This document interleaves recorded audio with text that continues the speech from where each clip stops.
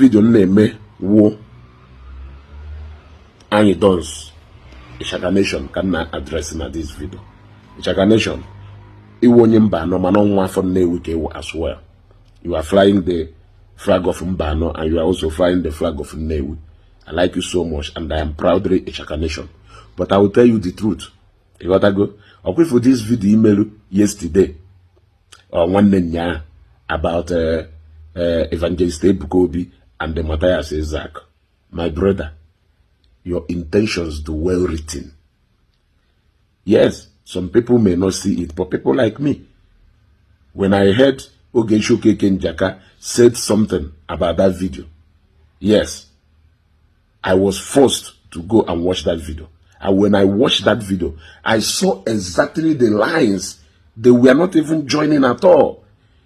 The truth is that you actually came on that video to solicit for fund. Yes, for the chemistry. Mathias Mepelu na Obose.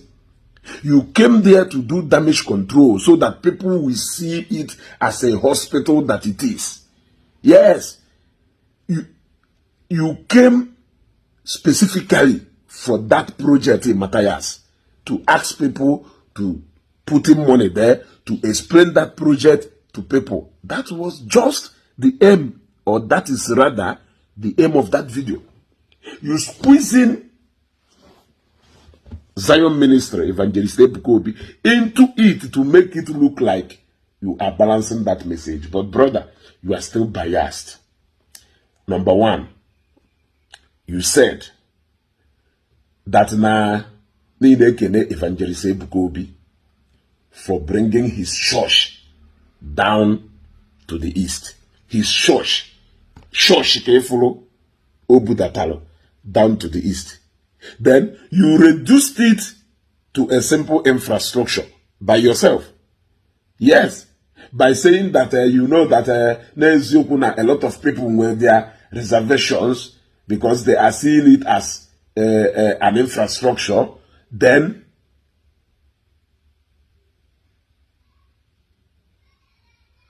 simple infrastructure.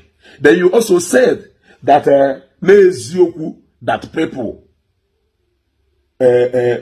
people expect something more better from him. Yeah? Then let me ask you, what could be more better people can be expecting from Evangelist Ebukobi? I'm asking you. This is you in that video celebrating that kiosk, that cubicle, Mathias Mepelu, all in the name of No Mepelu Hospital. You are praising it so much, encouraging our brothers to support that vision. You praise this so much. Are you aware that in the movement of that church headquarters from Lagos to Ngobala, that there is a massive hospital project hidden in that development agenda of Evangelist Ebukobi? Are you aware that name will manufacturing factory or rather factories hidden in that agenda? Are you aware that name will school, university and primary school in that particular development project? Are you aware? You are not aware, but you reduced it by yourself, not by anybody. Don't bring in people into a personal expression. Actually make. You reduced it to a mere infrastructure ya walocha or noleba. You are only speaking against that church part of that project. Yes. You are so much interested in the church part of that project simply because Nisonande believe Ndi Igbo supposedly ekwusi joke. No matter how biased ono yado, no matter how logo ono yesi, I already know where you people are going to. No doubt. No doubt. Then you went straight into the main agenda of that video, which is what? Ikene Mathias for hospital ololo, and soliciting for funds from people to come and support that hospital project. Are you aware that in a project in Evangelist Ebukobi no need the support also? Did you not see people giving money to that particular project?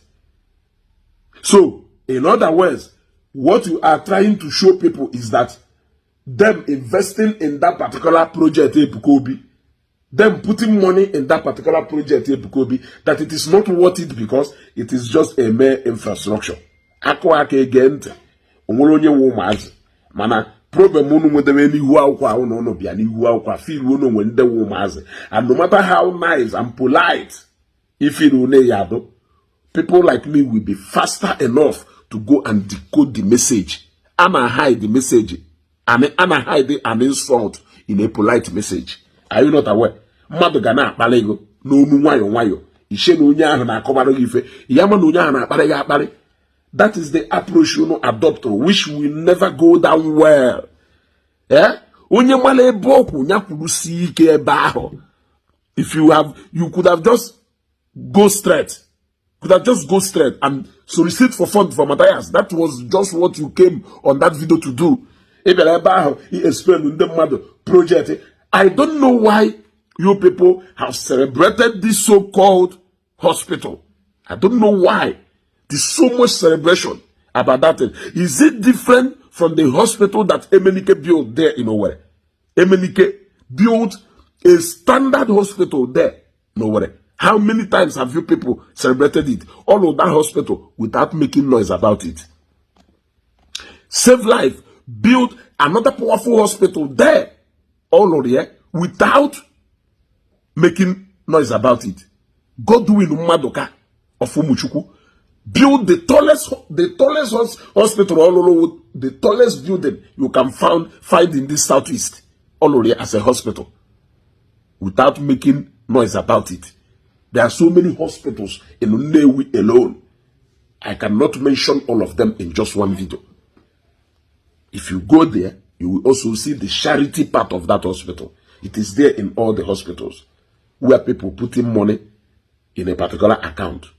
Onwoye enweghị ego ejekwa hospital bill. Isi ebe a were ego clear bill. Ọwụ na ego gwụ ebe a, they will keep soliciting for fund for people to come and help and clear people. Akwụli ụgwọ efa. I went on the same journey. I went on the same journey. Which Anyidons who contributed to it also. I went on the same journey. So what is the difference? What is the difference? I went on the same journey. And up till today, nurses are still calling me from teaching hospital. Nurses are still giving patients my number to call me.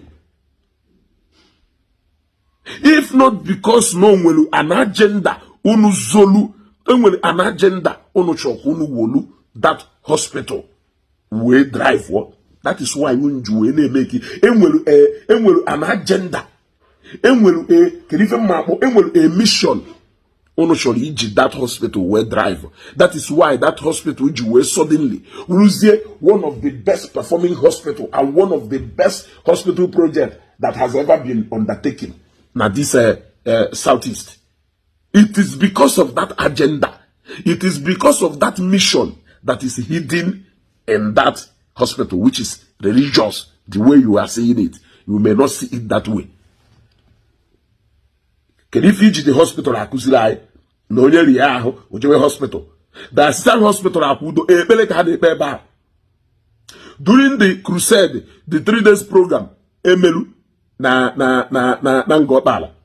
Are you not aware that na bieba name we side owu seraphic medical team with an eba? Are you not aware?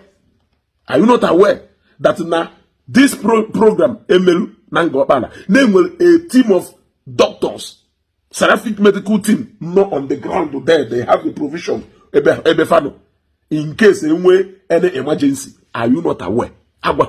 What are you people teaching those who know 100 times better than you?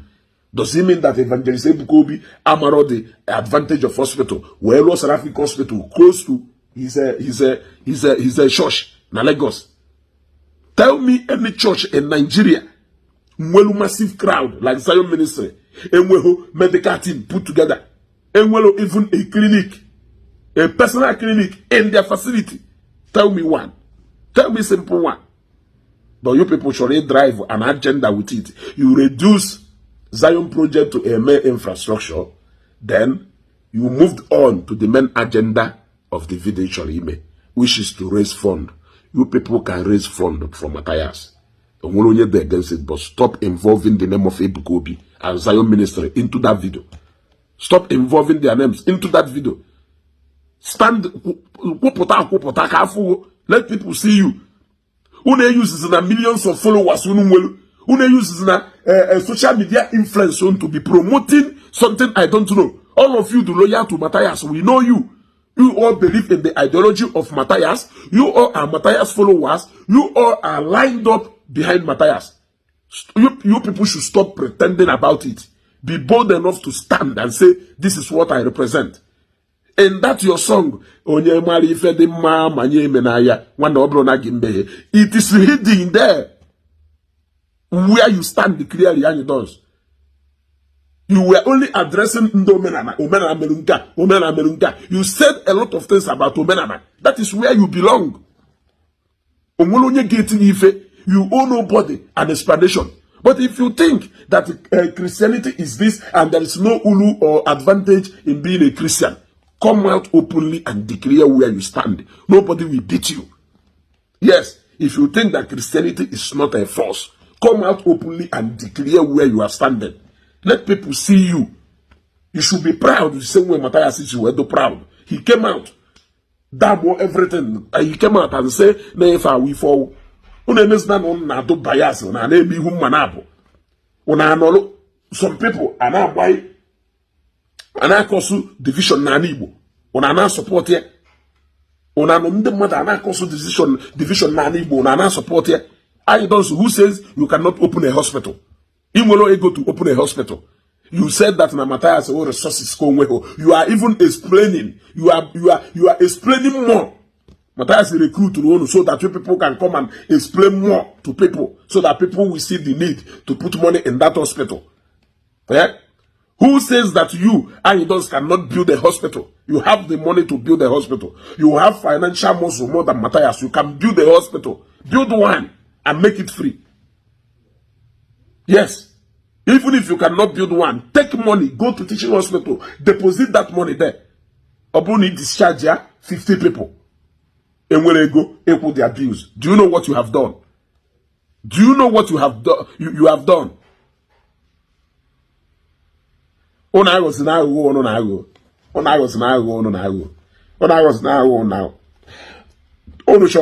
Indirectly use whose followers will influence indirectly. This matter not at the table of Ndi Igbo now. But people like us will not allow Ono to drive that agenda. Mathias it is not different from what other people have here. You people celebrating it more is because of the agenda hidden in it, which is that place is anti-Christianity or anti-Christ. Yes, you want to replace Jesus Christ in the place in the heart of Ndi Igbo with whatever thing on our plan. You people shock who go see Ndi Igbo na fe need no church, na fe need no Christianity, that they don't need Jesus, they don't need God in anything. That is the agenda on a shock on drive for. You people cannot hide away from it. If not, Udechukwu Hospital, my mom was there. My mom was in Akudo. And another private hospital again. Before we went to teaching. Were you people the ones paying that bill? Were you people the ones directing us to go to those hospitals? Una would the people now direct you to go to those hospitals? Ono na ego ono bịara ime competition because no for ka ndị mmadụ si enye ndị Zion ego ono gbapụta ka ono bịa wake ndị buy up instead of ha ewele ego a na-enye Zion that they should go and start giving it to Mathias. Is that not the agenda unu bụ wepụta? You people are directing our people that instead of ha ewele ego a na-enye Zion, you are also waking other people up that they need to take that money and give to Mathias. But in that Zion project there, even if you don't believe in the church part of it, why can't you support the factory and the hospital part of it? If you cannot even support the factory part of it, knowing fully well that now into charity, why can't you support that hospital part of that project and tell our people to raise money also to support that project? You did not do that. You went ahead to raise money for Mathias.